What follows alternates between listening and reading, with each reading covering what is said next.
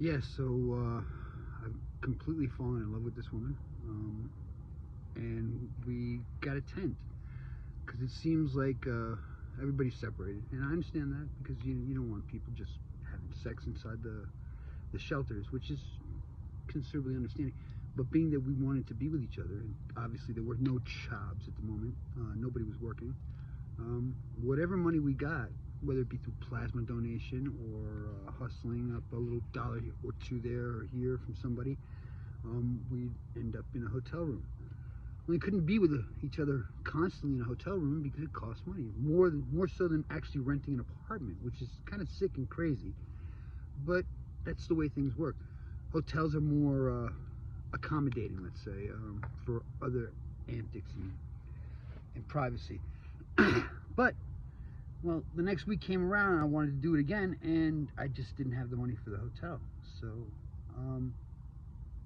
we bought a tent. We bought a tent and we set it up, and we spent a couple of nights out in the swamp, which is an area behind the Springs Rescue Mission, which is a bike path that goes like, I don't know, 15, 40 kilometers or something like that.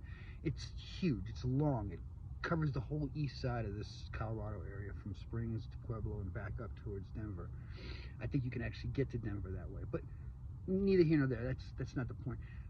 I'm doing this because after a week of being in the swamp with her, we were having a good time. We weren't bothering anybody. We weren't creating a trash. We weren't drawing attention. We weren't building fires or anything like that at the time.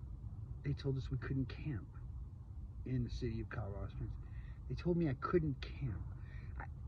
Don't get me wrong. I understand if the law says and the ordinance says no camping, that's fine. But I don't understand why. If I'm not in somebody's front yard and I'm not in a public face or anything, then why can't I do this? I'm not hurting anybody. I'm not destroying the environment around me. In fact, you can barely see that I'm here. With that in mind, it spurred me. Now, me and my wife have been through a lot in the last year and a half. We've gone to Florida and back on a road trip with her son.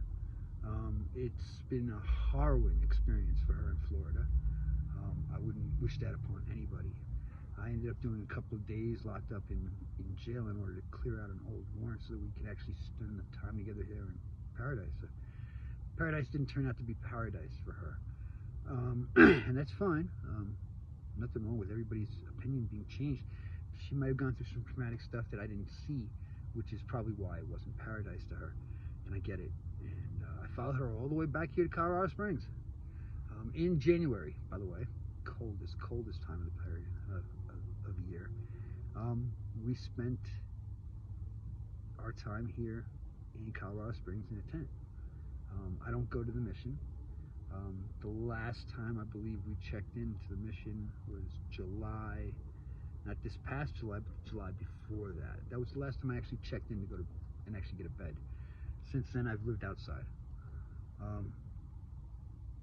It was fun. I've used a lot of tactics and stuff, cold weather training that I learned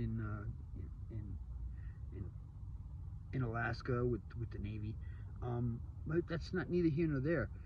The whole point I'm trying to make here is that they told me I couldn't. Well, I found a way that I could. I've been out here at this particular one spot since January 1st, or January 2nd. That's the day that we got back. And we haven't moved since. We have no police contact. We haven't bothered anybody. There's been nobody called up to us. There's no visual that we're here. I cook every night. We have a small little camp put away in the back. Can't see the fire from the road. Can't see the fire from anywhere.